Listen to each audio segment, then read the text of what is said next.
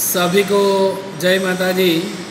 कक्षा 11 state subject में मैं गिरीश सर आप सभी स्टूडेंट्स का हार्दिक स्वागत करता हूं। आज हम चैप्टर नंबर 4 की पूर्णाहुति करेंगे। संपूर्ण स्वाध्याय हमने सिखा दिया है, आज उसकी थियरी जो बाकी है वो उसका अध्ययन करेंगे, बराबर है। तो चैप्टर नंबर 4 में स्वाध्याय 4 आते हैं सेक्शन ए में, जो पेज नंबर 165 पर है। सेक्शन ए क्वेश्चन 1, निम्नलिखित में से कौन सा सूत्र विस्तारांक का है? तो विस्तारांक माना हाईएस्ट माइनस लोएस्ट था अपन हाईएस्ट प्लस लोएस्ट, माना एक्सएच माइनस एक्सएल अपन एक्सएच प्लस एक्सएल।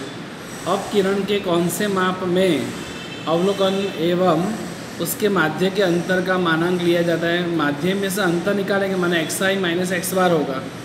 तो किस में आता था? औसत विचलन में। किस में आता है? औसत विचलन में। निम्नलिखित में से कौन सा माप इकाई से मुक्त जो माप है वो चलनांक है? कौन सा है? चलनांक। आगे, अंतिम अवलोकनों का न्यूनतम प्रभाव हो ऐसा अपकिरण का कौन सा माप है? तो वो चतुर्थक विचलन है, जिसमें अंतिम अवलोकनों का प्रभाव नहीं होता है। यदि समूह ए का चलनांक बी की अपेक्षा कम है, ए का चलनांक जो है वो बी से कैसा है? कम है, तो कौन सा समूह अधिक स्थिर गिना गया जाएगा? तो स्थिर कौन सा होगा? जो कम होगा वो स्थिर होगा। मैंने पहले सिखाया था। किसका काम है? ए का, तो स्थिर भी किसका होगा? ए का। 10 विद्यार्थियों का वजन है निम्नलिखित, इसका विस्तार ज्ञात कीजिए। तो विस्तार का सूत्र क्या था? Highest minus lowest. और सबसे बड़ा अवलोकन कौन सा है? 71, और सबसे छोटा कौन सा है? 47। तो हम क्या करेंगे? 71 माइनस 47 करेंगे तो कितना आया? 24। तो आंसर में 24 जहाँ है वहाँ टिक करेंगे। आगे, 10 विद्यार्थियों का वजन, आगे ना, एक सूचना के प्रथम व तृतीय चतुर्थक, प्रथम माने क्या होगा? Q1, तृतीय माने क्या होगा? Q3, माने Q1 10 है और Q3 50 है। चतुर्थक विचलनांक का मूल्य ज्ञात कीजिए। चतुर्थक विचलनांक का सूत्र क्या था? Q3 माइनस Q1 अपन Q3 प्लस Q1 और Q3 की वैल्यू रखोगे तो आपको आंसर मिलेगा। आपका आंसर आएगा 0.25। अब इस सूत्र में इसकी कीमत रखोगे तो दोनों का आंसर आ जाएगा।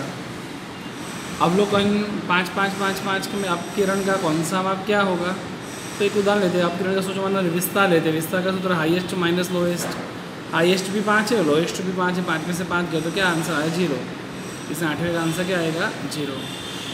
एक चल है तो माध्य व चलनांक, माध्य को हम क्या बोलते हैं बेटा? एक्स बार, और चलनांक माने क्या हुआ? CV। माध्य एक्स बार 10 है, CV 60 है, तो उसका विचरण ज्ञात कीजिए। विचरण का मीनिंग क्या होता है बेटा? S का स्क्वायर ढूंढना है। तो आपको CV का सूत्र जी पता होगा, CV बराबर S अपन एक्स बार गुणा 100।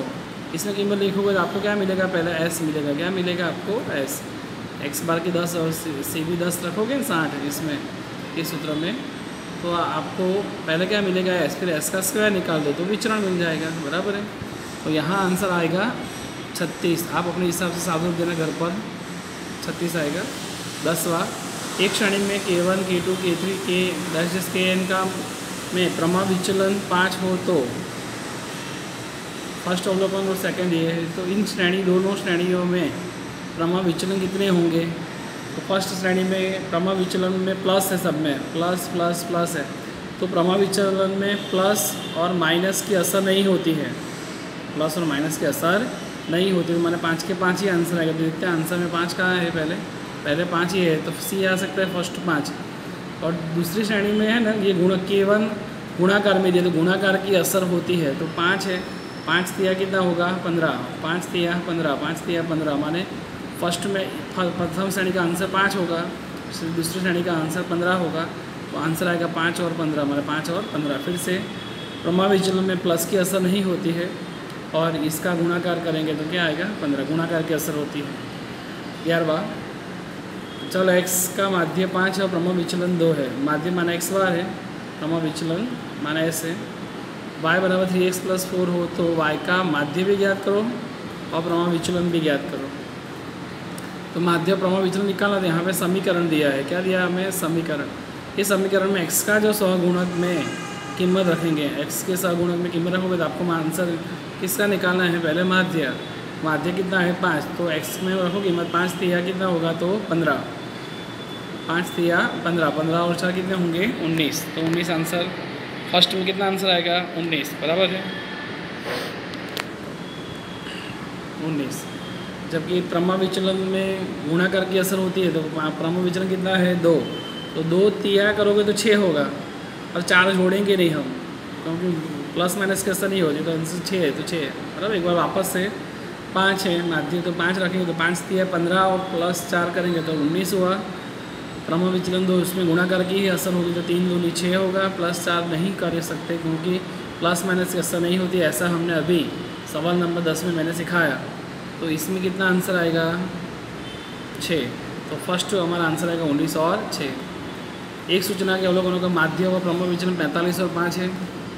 प्रत्येक अवलोकनों में अचल संख्या 5 जोड़ी जाए, तो जोड़ी जाएगी तो माध्य में तो जोड़ सकते हैं पर प्रमा विचलन में नहीं जोड़ेंगे, तो नया चलनांक कितना होगा।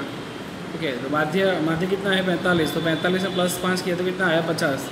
जबकि प्रमा विचलन कितना है 5, तो उसमें तो हम 5 जोड़ नहीं सकते, जोड़ घटाव का प्रभाव नहीं पड़ता उसमें, पर 5 ही आएगा। एस सीवी का सूत्र था एस अपॉन एक्स बार, तो ऐसे कितना 5 एक्स बार 50, 5 हम 50 गुणा 100 करेंगे तो कितना आंसर आएगा 10%, तो 10% में टिक करेंगे हम। इस प्रकार आपका ये पूरा सेक्शन ए हुआ, 1 से 5 सेक्शन ए के, फिर 6 से 12।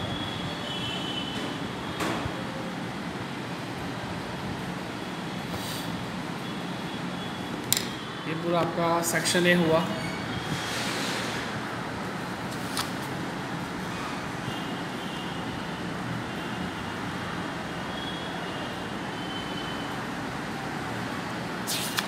ओके, अब सेक्शन बी में देखते हैं। विस्तार की परिभाषा दीजिए, तो पेज नंबर 125 निकालेंगे हम। पेज नंबर 125 में उसकी परिभाषा उन्होंने दी है, तो 125 में देखते हैं, लिखा है विस्तार। पेज नंबर 125 पे विस्तार की परिभाषा है। सूचना के सबसे बड़े और सबसे छोटे अवलोकनों के बीच के अंतर को विस्तार कहते हैं। मैंने कहा हाईएस्ट माइनस लोएस्ट है, तो सबसे बड़े और सबसे छोटे अवलोकनों के बीच के अंतर को क्या कहेंगे, विस्तार कहेंगे। बराबर, हम स्वाध्याय में वापस आएंगे।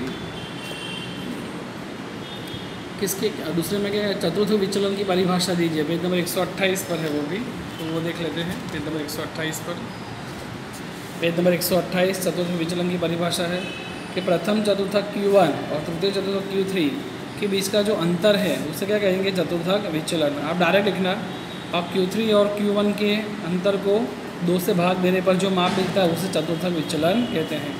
वह Q3 और Q3 माइनस Q1 अपन 2 है ना सूत्र, तो तृतीय चतुर्थक में से प्रथम चतुर्थक घटाने के बाद उसे 2 से भाग देने पर जो माप मिलता है उसे चतुर्थक विचलन कहते हैं। या आप ऐसे भी लिख सकते हो कि प्रथम चतुर्थक Q1 और तृतीय चतुर्थक Q3 का अपकिरण का जो माप प्राप्त किया जाता है उसे चतुर्थ विचलन कहते हैं। Q3 और Q1 का जो माप अपकिरण का माप प्राप्त किया जाता है उसे चतुर्थ विचलन कहते हैं। बराबर है। या आप ऐसे भी कर सकते हो कि सूचना के चढ़ते क्रम घटी करने के बाद 50% अवलोकन को,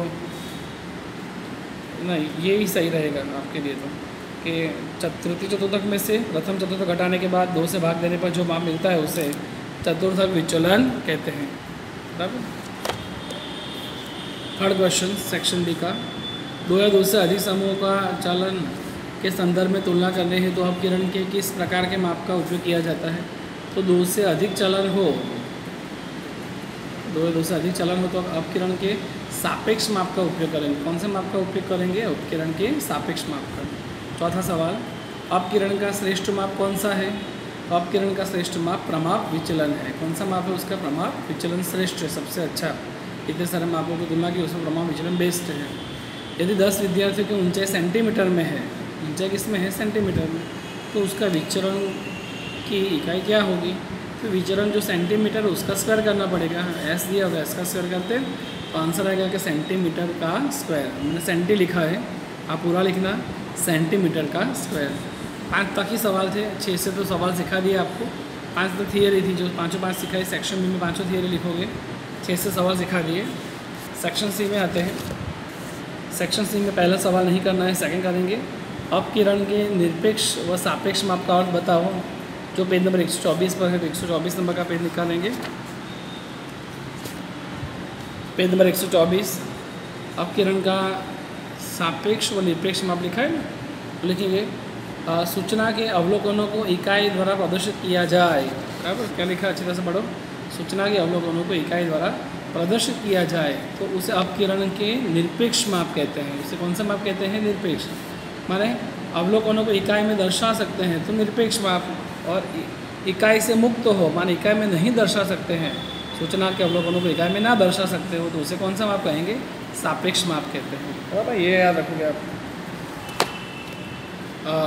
सापेक्ष और निरपेक्ष सापेक्ष माप का आप देख लीजिए 124 में। अब है अपकिरण के निरपेक्ष माप के नाम बताइए, जो भी 124 नंबर के पेज पर ही है। तो अपकिरण के निरपेक्ष माप या निरपेक्ष सापेक्ष अपने निरपेक्ष माप 4 है: विस्तार, चतुर्थक विचलन, औसत विचलन, प्रमा विचलन। कौन कौन से? विस्तार, चतुर्थक विचलन, औसत विचलन और प्रमा विचलन। फिर 504 सवाल, अवलोकन व उसके माध्यम में से लिए गए विचलन, विचलन शब्द हो तो उस पर कौन सा माप होते हैं? तो विचलन में 2 ही माप होते हैं, औसत विचलन हो सकता है या प्रमा विचलन। कौन कौन से? औसत विचलन या प्रमा विचलन। बस ये दूसरा, तीसरा, चौथा सवाल सो करना है सेक्शन सी में। पहला नहीं करना है। 5 से 11 हमने आपको सिखा दिए। बराबर। सेक्शन डी में देखते हैं। सेक्शन डी में केवल दूसरा, चौथा और छठी ही थियरी लिखनी है, इसके अलावा कोई थियरी लिखनी नहीं है। अपकिरण के अच्छे व इच्छनीय लक्षणों को लिखिए।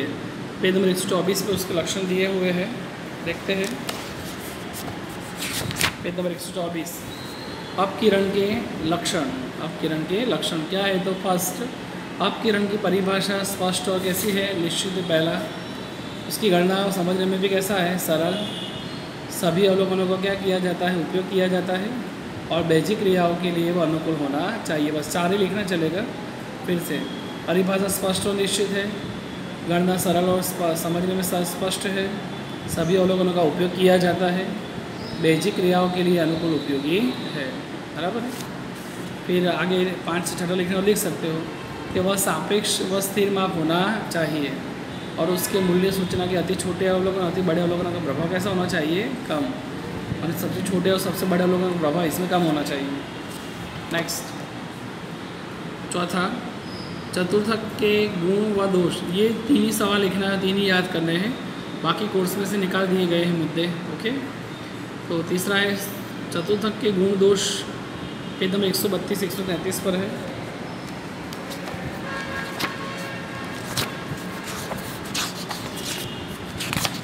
पेज नंबर 132 पे चतुर्थक के गुण है कि चतुर्थ विचलन की स्पष्ट और परिभाषा स्पष्ट, सरल है, गणना सरल है। अगर खुले सिरे आवृत्ति वितरण में भी हम ये माप से निकाल सकते हैं। तो ये गुण हुए। इसके दोष हुए। दोष में आप पहले नहीं छोटे छोटे लिख लेंगे। बेजिक क्रियाओं के लिए अनुकूल नहीं है, सापेक्ष व स्थिर नहीं है, उच्च अध्ययन में उपयोगी नहीं है, कम उपयोगी है। बराबर, ये उसके चतुर्थ विचलन के गुण और ये दोष हुए। और आज का लास्ट सवाल, प्रमा विचलन के गुण दोष, 152 पेज पर है। तो प्रमा विचलन के गुण दोष देखते हैं पेज नंबर 152 पर। प्रमा विचलन के गुण, व्याख्या कैसी है? स्पष्ट और निश्चित, सभी अवलोकनों का क्या होता है? उपयोग, अन्य मापों की तुलना में ये अधिक सक्षम, इसे श्रेष्ठ माप भी कहा जाता है। अब ये 3 लिखना, स्पष्ट सरल परिभाषा, सभी अवलोकनों का उपयोग होता है, बाकी सभी मापों की तुलना में अधिक सक्षम है। दोष में लिखोगे ये 3 लिखना था गुण, 3 दोष में। अपकिरण के अन्य मापों की तुलना में ये गणना कैसी है? कठिन है, अंतिम अवलोकनों का अधिक प्रभाव होता है। और खुले सिरे वाला आवृत्ति वितरण में हम प्रमा विचलन ज्ञात कर सकते नहीं हैं। बराबर। तो ये इसके पेज नंबर 152 पर इसके गुण दोष है। बराबर। इस प्रकार सभी students section A, section B, section C और सेक्शन डी की थियरी जो समझाई वो लिखे। सभी को जय माता दी।